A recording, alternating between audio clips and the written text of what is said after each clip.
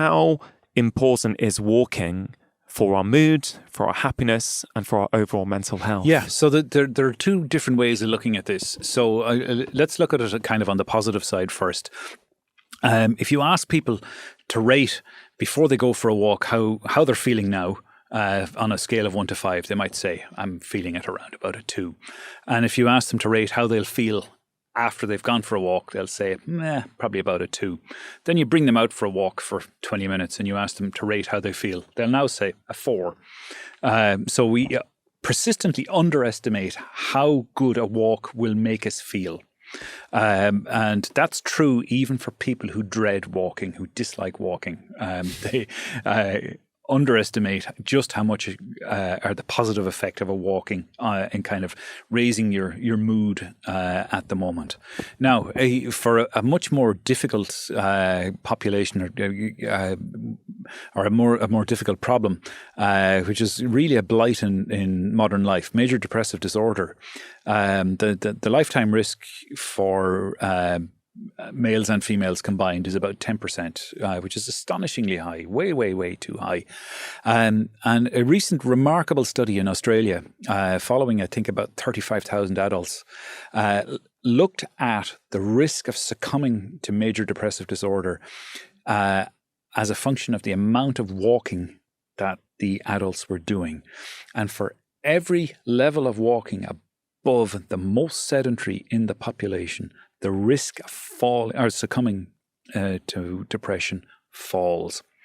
So the lesson there is that you're less likely, if you do not have major depressive disorder, you're much less likely to succumb to it if you are walking more. It's a simple prescription that kind of acts to inoculate you against the likelihood of succumbing to depression. What we don't know is whether or not walking is a good and effective treatment for people who are already depressed. There are no good studies that I've been able to find in the literature where this is concerned. I have a sense, though, that when you look at the effect of very long-term walking, I mean weeks in nature, what you see from the kind of deep case studies that have been done, people's a whole series of inflammatory factors in the blood, the interleukins and a bunch of other things, they all fall really dramatically.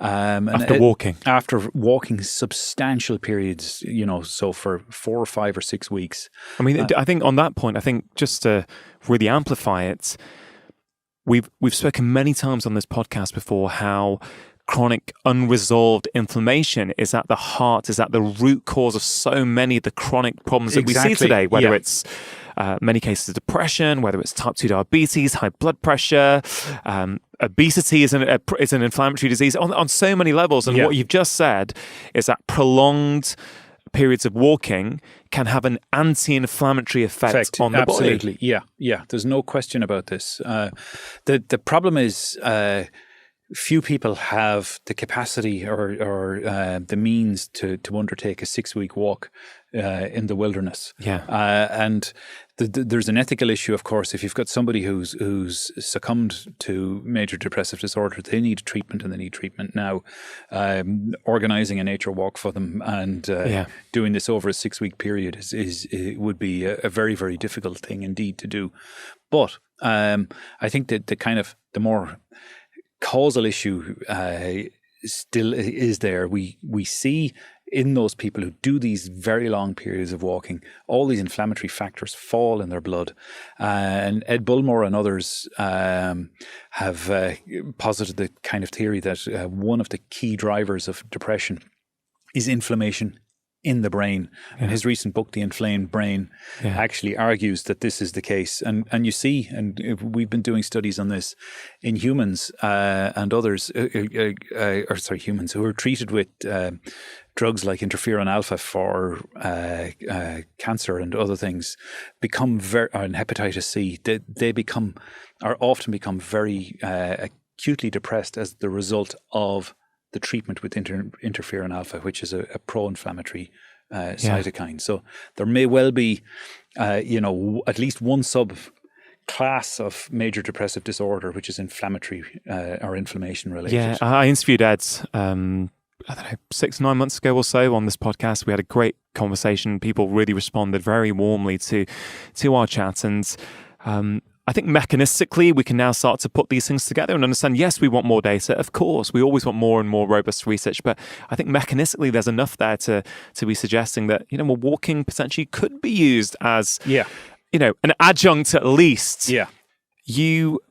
I've spoken about 2 hunter-gatherer groups in the book, which I find super fascinating because I always think when we can go back into our evolutionary history, observe how humans have lived, how they've evolved, how we've evolved, how we've thrived in a variety of different environments, it helps to put into perspective many of the problems we're having today. I have written about the Hadza Tribe, but more specifically in relation to their diet and in terms of the amount of fiber they're getting and the impact it's having on their gut microbiome. But you shared some insights on the Hadza Tribe and another tribe as well, actually, that I found very surprising. I wonder if you could elaborate on them. Yeah, so the other tribe are the Tsimane in South America. And the average 80-year-old Tsimane has the coronary artery health of a 50-year-old American. Because they spend so much time out and about and moving. What's remarkable is, when you look at the kind of diets that they have, they certainly have meat in their diet. There's no question about that. But they have almost no processed food, or basically they have zero processed food. They have a very high fiber diet. They forage for nuts and berries, and the sweeteners they use are typically either crushed fruits or honey. And their calorie intake is typically lower than the calorie intake of a Westerner. It's not that they're burning more energy. In fact, actually, when you look at the amount of energy burned by a Hadza or a Tsimane, it's more or less the same as a Westerner. And that's really interesting. That just say that again, because I think that will surprise people. Yeah, and I was just going to elaborate on it. So the amount of energy they burn is approximately the same as a Westerner. And the reason for this is that we overestimate the effects physical exercise have on energy burn and on our metabolism during the course of the day. So here's an easy way to think about it. The kind of recommendation for males is that they consume 2,500 calories per day. So let's call that 2,400 for the sake of easy maths. Ease maths. So that's 100 calories per hour for a 24-hour cycle. That 100 calories has to take care of your breathing. Your heart is beating 60, 70 times a minute or whatever it happens to be. Your brain burns an astonishing amount of energy. 20% of the cardiac output of the heart goes to the brain, and the brain needs energy being pushed into it all the time. The liver burns an enormous amount of energy.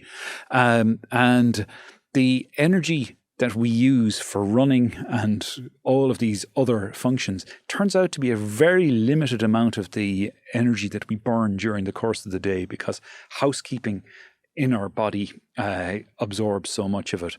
So what happens in these other groups is they just eat less, and the calories that they eat or the sources of calories come from foods where the available calories require extra work by the body. So if you're eating calories that are bound up in fiber, your body has to work to extract those calories. Whereas, you get a cheesecake, you get the hit from the cheesecake within a couple of minutes. So the highly processed foods that we're consuming really are a major problem. What we really need to do is to try and shift away from the very highly processed foods in favor of foods that are where the calories are a little bit less accessible, where we have to work a little bit harder. And I describe it in the book. Ironically, there's a diet that's used in lab animals, and its nickname is the Western diet. And the Western diet is amazing. It's a diet that consists of a fat and sugar kind of combo, and rats go nuts for it. They will eat it until they are bloated, and humans love this stuff as well. We call it ice cream. We call it cheesecake. We call it chocolate. We don't eat spoons of sugar. It'd be quite a disgusting thing to do. We don't eat spoons of fat. But if you mix fat and sugar together in the right proportions and you emulsify them just right, they become highly palatable sources of direct energy that we can eat really, really easily. And this is actually the problem. So a sugar tax, to my mind, might modify behavior a bit. It might take down the amount of sugar in a fizzy drink. But actually the issue is to do with something much more subtle, to do with the fat-sugar ratios that we're consuming. Yeah, and as I said many times before, the thing that is consistent with many populations around the world who seem to have really good health outcomes when we look at their diets is that they're having minimally processed foods. Yeah. That seems to be more consistent than whether we're looking at the fat content or the carb content or, any other sort of reductionist type approach we might take. Generally speaking, they're minimally processed. And I guess that really fits in with what you're saying, is that there's a bit of effort that we have to use in our bodies to actually extract the energy from them, in which we're trying to do. Think about the smoothie. Don't eat the smoothie or drink the smoothie. Eat the fruit. That goes into the smoothie. It's better for you. And your body has to work a bit harder to get the calories out of it. Yeah, for sure. Just going back to energy expenditure in these hunter-gatherer tribes, are you saying that actually when we walk or when we run, we're not burning as many calories as we think we might be? Absolutely, yeah. So this whole idea that, I went to the gym after work, so I can now chill out on the sofa and actually treat myself with, A, B, or C. It's even worse than that, because you've gone to the gym, your body thinks, I've persistence hunted. I deserve a reward. So you've done your hour of running and you've run down the antelope and there's the meat. So actually your body is saying to you after exercise, we're going to have a period of inactivity now. So you have this phenomenon known as exercise-induced inactivity. And during that period of inactivity, especially in the evening, we're much more likely to eat, and we're also likely to feel hungry because, of course, the hunger hormone ghrelin is increased in our blood in the evening before we go. So this is another reason why we should go to bed on time, is as we stay up, this hormone is there and it makes us want to eat. But we do have this exercise-induced inactivity phenomenon. So to expand that even further, in some cases, I need to be careful how I word this, but in some cases, could it be that going for your run after work or going for your intense gym session after work may potentially be counterproductive if it then leads to you feeling that you've expended more energy than you had?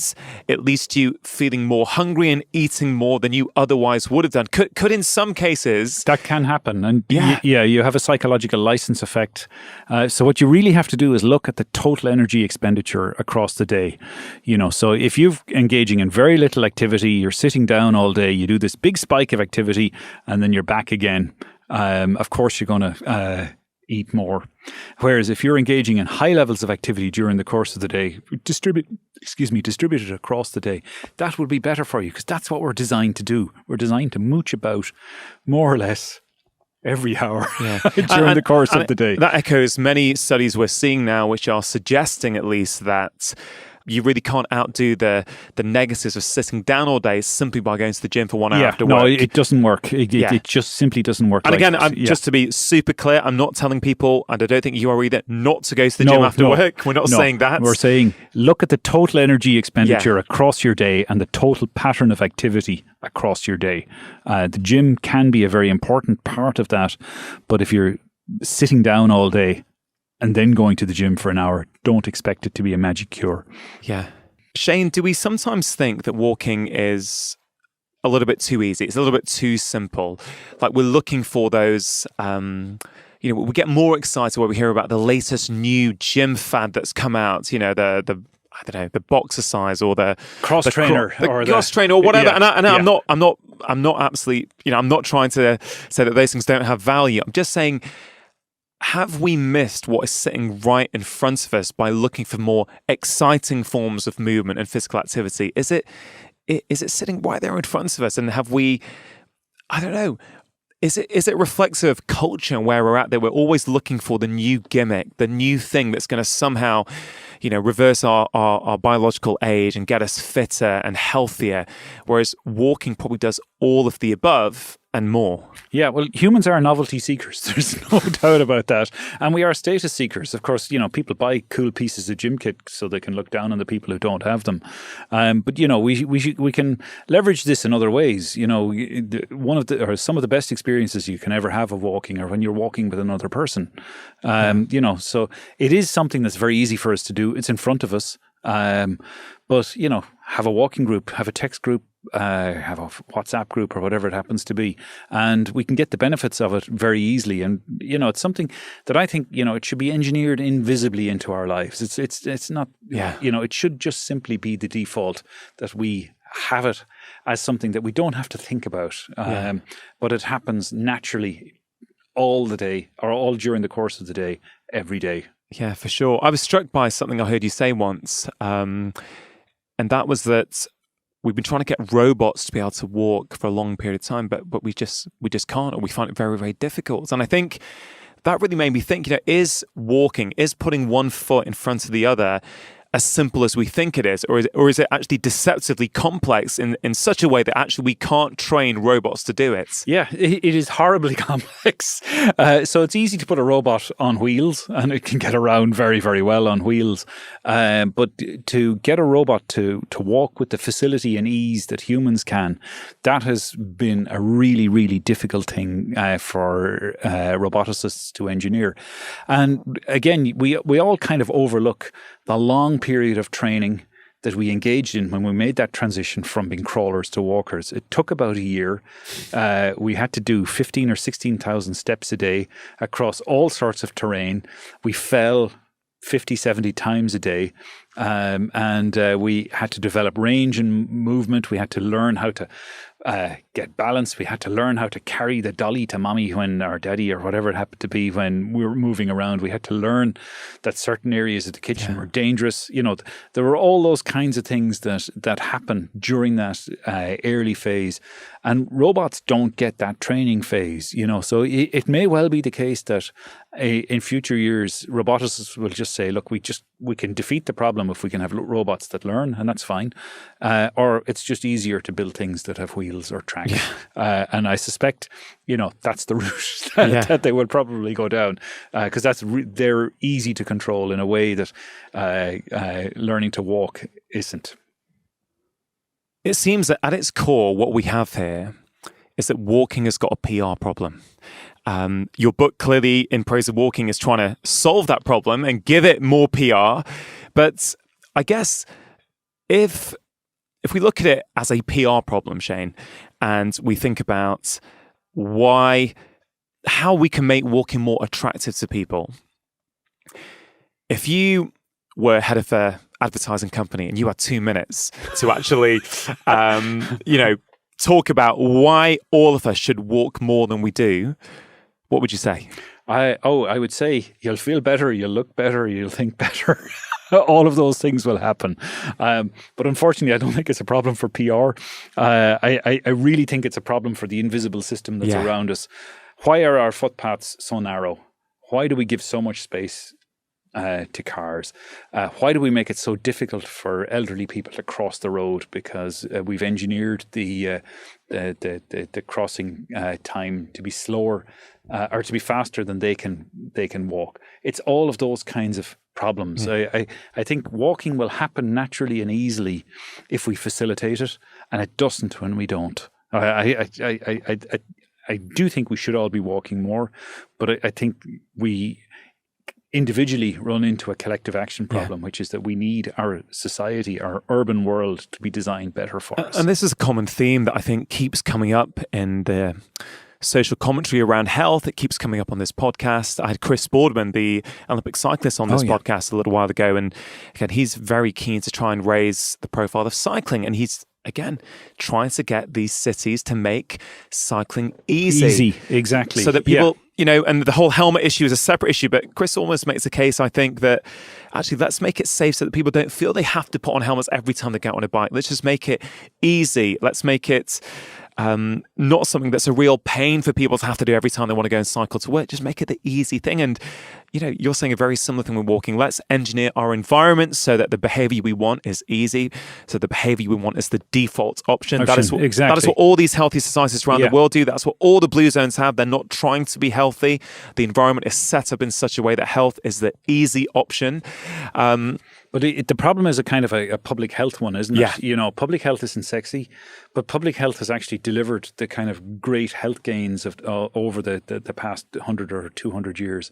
We don't think about sewerage anymore.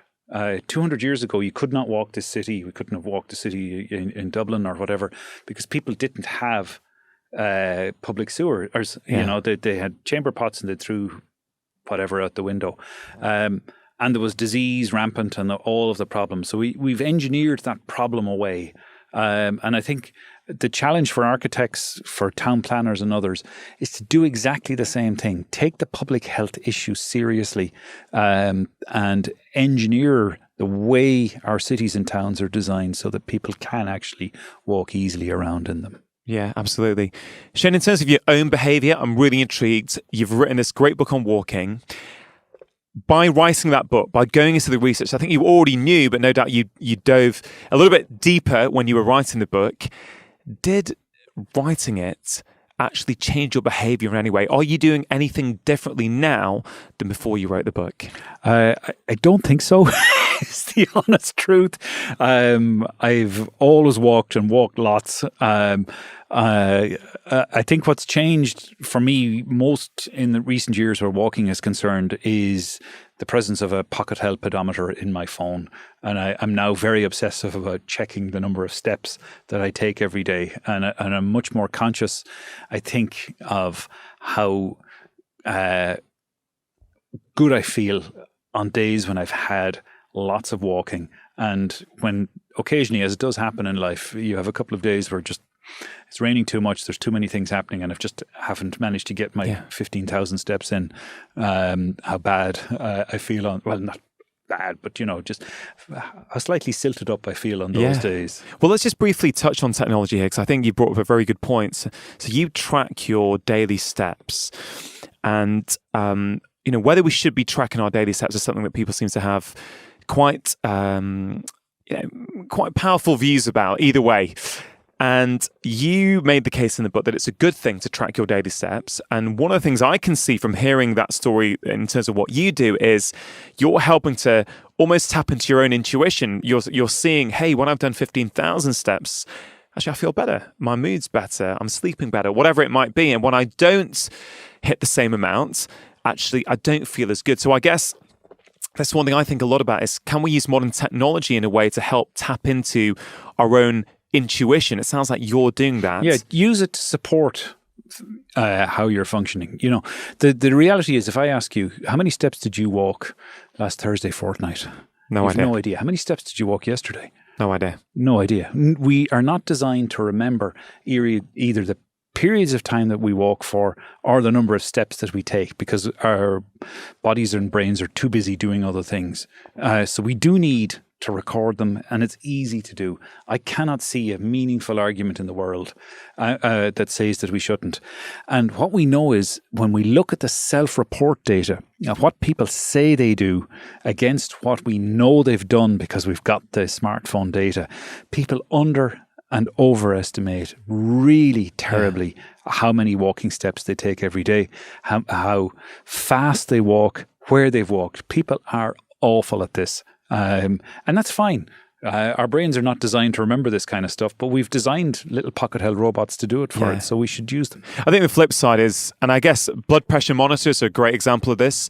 I think they work beautifully well for half my patients. The other half, they're actually problematic in the sense that if you're the kind of person who uses it once a week to see how you're getting on and it motivates you to make positive lifestyle choices, I think it's great. Some people, on the other hand, will check it 3 or 4 times a day. They'll really stress themselves out every time they see, a slight increase in the reading. And actually, for many of those patients, it starts to become counterproductive. Yeah. I don't necessarily think walking, tracking your walking steps is the same. I don't either. I think this is a kind of just a passive record of what you're doing over the course of the day. I find with my patients, I've found actually it's more a positive motivating factor. Actually, it's like if they set a goal of, let's say they want to do 8,000 steps a day, and if by dinner time they've only done 6,000 steps, often it's a motivator for them to go, hey, you know what? After dinner, I'm just going to go out get for a quick 20-minute walk. Yeah, because they want to meet that sort of standard that they've set for themselves. The other thing I wanted to just briefly touch on at the end of this interview about technology is you mentioned all the benefits of going out for long walks. In terms of what it does for our brain and our minds. Now, I'm conscious when I ask this question that many people are listening to this conversation right now whilst out walking or out running. But is there something to be said for going out and walking without headphones in your ear, without, losing yourself in music or a podcast? Yeah, so I listen to podcasts when I walk. Sometimes when I'm walking, what I'll do is I'll listen to a podcast for the first half and I stop listening to it for the second half. So I simply don't know. I think, the best experiences I've ever had of walking have been walking with other people. So I think if listening to the podcast gets you out for an hour that you would otherwise have spent sitting in a chair, go for it. I think it's great. If you're trying to problem solve, if you're trying to think through a difficult problem, I think having the auditory distraction is a bad idea. Especially if you want to have a quiet conversation with yourself about something. You want to think through, why did I say that?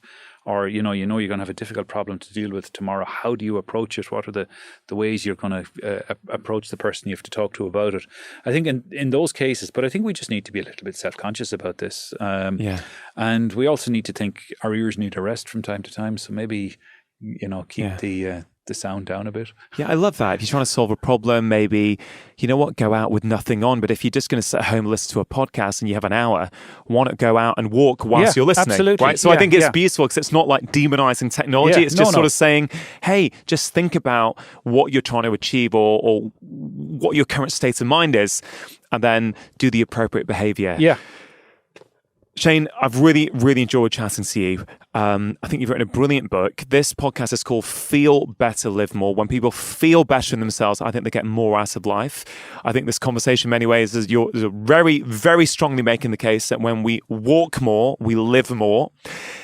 Yes, it's the environment. Yes, we'd love it if urban settings and cities and workplaces and schools could be set up in a way that makes it much easier for all of us to walk. Having said that, I wonder if on an individual level, you can provide some tips, some actionable tips that people listening to this podcast can think about applying into their own life immediately to improve the way that they feel. Yeah. So always have a comfortable pair of shoes close. If you're wearing high-heeled shoes to work, keep a pair of runners under the desk so you can go out for a walk at lunchtime. Set your computer, if you're working at a computer, to have the alarm go off every 25 minutes, which I do, and get up and go for a walk around. If you find that you have to drive your car to somewhere, park as far away as you reasonably can and walk that extra distance. If you're taking the train to work, as I do, get out 2 stops early and walk that last remaining distance. Those kinds of things, just very, very simple changes. If you're going out to get lunch at lunchtime, don't go to the closest shop. Use Google to help you do the restaurants near me or the shops near me, and try and find somewhere new that's a little bit further away so that you just get in an extra 1,200 steps here, an extra 800 steps there, so that at the end of the day, somehow you've racked up 10 or 12 or 14,000 steps and you haven't thought about it at all. If you enjoyed that clip, here's another powerful clip that I think you are really going to enjoy. You not only produce more immune cells, like there's natural killer cells. They kill, for example, cells that become infected with viruses. This is why physical activity is so good for us. It turns on all kinds of good processes in our body that keep us from aging and keep us from getting sick.